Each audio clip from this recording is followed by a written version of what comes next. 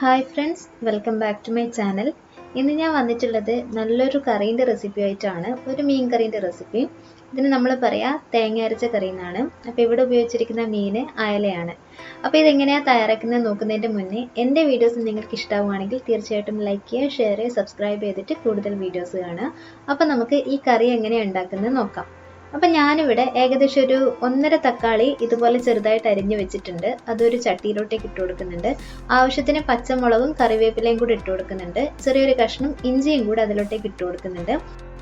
അതിനുശേഷം ഇത് കൈവച്ചിട്ട് നന്നായിട്ടൊന്ന് ഉടച്ചെടുക്കുക. പെട്ടെന്ന് തന്നെ ഒന്ന് വെന്ത് കിട്ടാൻ വേണ്ടിയിട്ടാണ് ഇങ്ങനെ ചെയ്യുന്നത്. ഇനി ഇതിലോട്ടേക്ക് ഞാൻ ചേർക്കുന്നത് പുളിവെള്ളമാണ്. നമ്മുടെ പുളിപ്പിനനുസരിച്ചിട്ടുള്ള വെള്ളം ചേർക്കാം.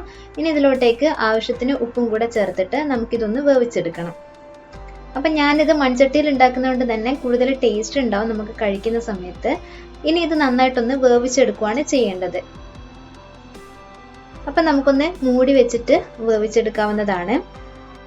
അപ്പോൾ ഇത് നന്നായിട്ടൊന്ന് വെന്ത് വന്നതിന് ശേഷം നമുക്ക് ഇതിലോട്ടേക്ക് ആവശ്യത്തിന് മുളക് പൊടിയും കൂടെ ചേർത്ത് കൊടുക്കാം. അപ്പം നല്ല എരിവുണ്ടെങ്കിൽ കൂടുതൽ ടേസ്റ്റി ആവും കേട്ടോ ഈ കറി. അപ്പോൾ അതിനനുസരിച്ചിട്ട് അപ്പം ഞങ്ങളുടെ എരിവിന് ആവശ്യമായിട്ടുള്ള മുളക് പൊടി ഞാനിവിടെ ചേർത്തിട്ടുണ്ട്. എന്നിട്ട് ഞാൻ ഇതിലോട്ടേക്ക് ചേർക്കുന്നത് അരച്ചു വെച്ചിരിക്കുന്ന തേങ്ങയാണ്. ഇത് മഞ്ഞൾ മാത്രം ഇട്ടിട്ട് അരച്ചു വെച്ചിരിക്കുന്ന തേങ്ങയാണ്. അപ്പോൾ അതും കൂടെ ആവശ്യത്തിന് ചേർത്ത് കൊടുക്കുക. തേങ്ങയൊക്കെ കൂടുന്നതിനനുസരിച്ചിട്ട് ഇതിൻ്റെ ടേസ്റ്റ് കൂടുതലാവത്തേ ഉള്ളൂ. എന്നിട്ട് നമുക്ക് നന്നായിട്ടൊന്നും കൂടെ മിക്സ് ചെയ്ത് കൊടുക്കാം. അതിനുശേഷം നമുക്ക് ഇതിലോട്ടേക്ക് കുറച്ച് വെള്ളവും കൂടെ ചേർത്ത് കൊടുക്കാം. ആവശ്യത്തിന് വെള്ളം ചേർക്കുക. ഒരുപാടൊന്നും ചേർക്കേണ്ട ആവശ്യമില്ല, ഒരല്പം ചേർത്ത് കൊടുത്താൽ മതി. എന്നിട്ട് ഞാൻ വീണ്ടും ഇതിലോട്ടേക്ക് കുറച്ചും കൂടെ മുളക് പൊടി ചേർക്കുന്നുണ്ട്. നമ്മുടെ എരിവിനനുസരിച്ചിട്ട് വേണമെങ്കിൽ വീണ്ടും ചേർത്ത് കൊടുക്കാം. ഇനി നമുക്ക് ഇതിലോട്ടേക്ക് നമ്മൾ ക്ലീൻ ചെയ്ത് വെച്ചിരിക്കുന്ന മീൻ ചേർത്ത് കൊടുക്കാം.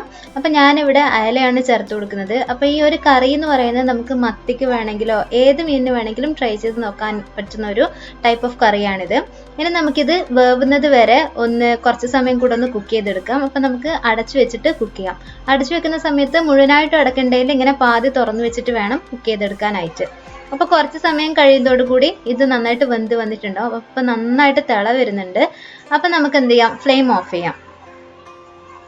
അപ്പം നമ്മളെ മീൻ കറി ഇവിടെ റെഡി ആയിട്ടുണ്ട്. ഇനി നമുക്കത് മാറ്റി വയ്ക്കാം. അപ്പോൾ ഇതുപോലെ ഒന്ന് ചുറ്റിച്ചു കൊടുത്തിട്ട് നമുക്ക് മാറ്റി വെക്കാവുന്നതാണ്. ഇനി ഇതിലോട്ടേക്ക് ഉലുവയാണ് നമ്മൾ വറുത്തിടാൻ പോകുന്നത്. അപ്പോൾ അതിന് വേണ്ടിയിട്ട് ഒരു പാൻ അടുപ്പത്ത് വെച്ചിട്ടുണ്ട്. അതിലോട്ടേക്ക് കുറച്ച് ഓയിലാണ് ഒഴിച്ചു കൊടുക്കുന്നത്. വെളിച്ചെണ്ണയാണെങ്കിൽ കൂടുതൽ ടേസ്റ്റ് ഉണ്ടാവും.